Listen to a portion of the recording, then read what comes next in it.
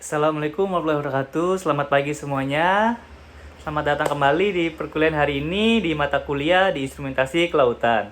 Oke, minggu lalu kita telah belajar tentang microcontroller. Masih ingat gak ya microcontroller apa? Oh iya, jadi kemarin itu kita belajar tentang microcontroller. Salah satunya adalah ada Arduino Uno, kemudian ada Arduino Mega, terus ada Arduino Nano dan lain sebagainya. Nah, kemarin kita telah belajar tentang Arduino dan di situ ada pin digital dan ada namanya pin analog.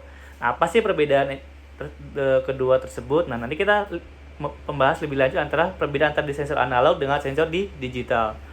Jadi hari ini kita akan belajar salah satu materinya dengan nama di sensor analog, pengenalan dan aplikasi.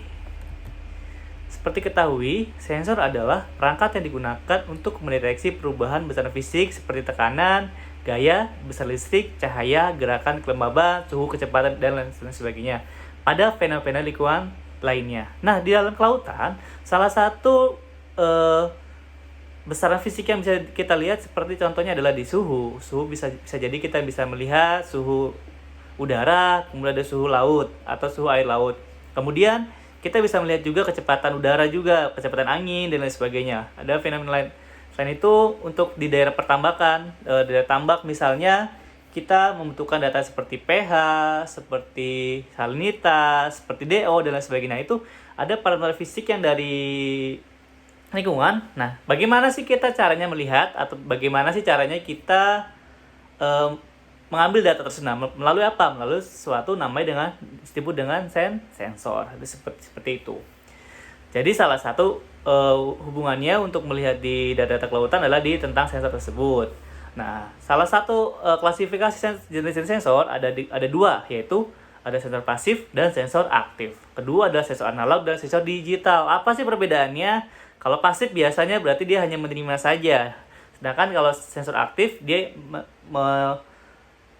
mengirim dan menerima. Contohnya apa? Misalnya kalau sensor pasif itu contohnya di sensor suhu, dia hanya menerima di suhu lingkungan tersebut, atau misalkan di sensor pH dan sebagainya. Kalau sensor aktif, contohnya kita untuk melihat jarak. Misalnya kalau jarak itu kita memancarkan suatu gelombang elektromagnetik, dia kemudian kembali lagi. Nah, itu ada suatu sensor aktif. Kemudian menurut jenisnya ada dua juga, ada analog dan ada digital. Nah, analog itu mendeteksi suatu secara fisik, sedangkan digital secara digital, seperti itu. Nah, sensor analog adalah jenis sensor yang mengukur dan mendeteksi sinyal fisik dalam bentuk kontinu atau analog. Ini berarti sensor ini menghasilkan keluaran yang berubah-ubah secara berkesinambungan seiring perubahan sifat fisik yang mereka ukur, seperti suhu, tekanan, cahaya, dan perubahan media listrik dan sebagainya. Kemudian sensor analog adalah perangkat yang digunakan untuk mengubah besaran fisik atau lingkungan menjadi listrik analog sesuai.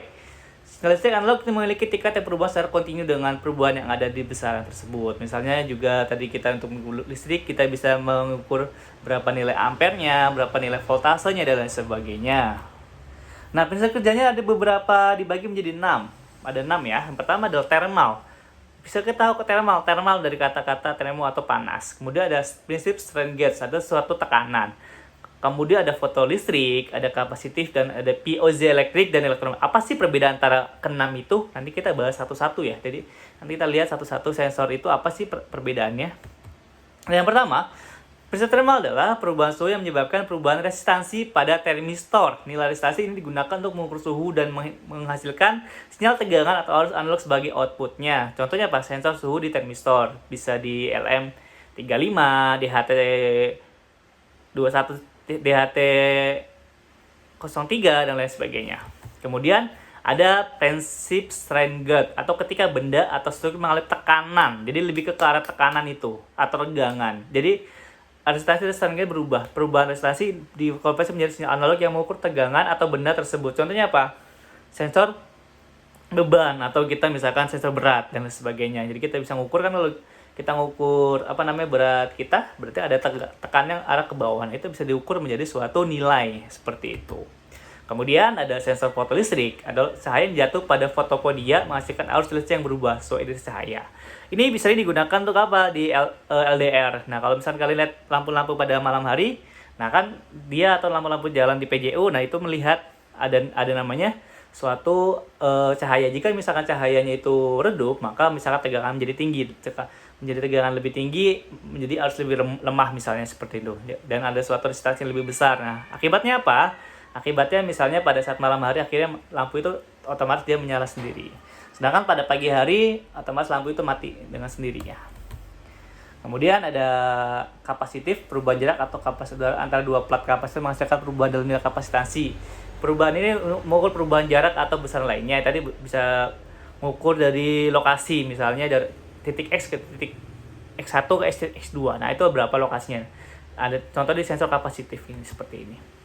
Kemudian selanjutnya ada prinsip piezoelektrik atau tekanan fisik atau getaran menyebabkan material piezoelektrik menghasilkan suatu tegangan atau listrik. Tegangan ini digunakan sebagai sinyal keluaran yang mengukur tekanan atau getaran. Contohnya di sensor tekanan piezoelektrik. Bisa disebut dengan misalnya kita membuat suatu sensor jarak juga dengan suatu tekanan atau misalkan pakai transducer dan sebagainya. Dan selanjutnya ada elektromagnetik. Apa itu elektromagnetik? Jadi arus listrik yang mengalir melalui kompara atau sensor kawat menyebabkan timbulnya medan elektromagnetik. Perubahan medan elektromagnetik ini digunakan untuk mengukur arus fisik. Contohnya tadi sensor arus listrik. Jadi ada suatu tegangan listrik yang dia melewati. Nah, itu menghasilkan suatu nilai arus. Nah, arus itu bisa diukur melalui mikrokontroller Arduino tadi. Kalau misalkan kita menggunakan Arduino, tapi kalau kita menggunakan Uno pun bisa, ataupun bisa menggunakan mikrokontroller lain pun bisa, seperti itu.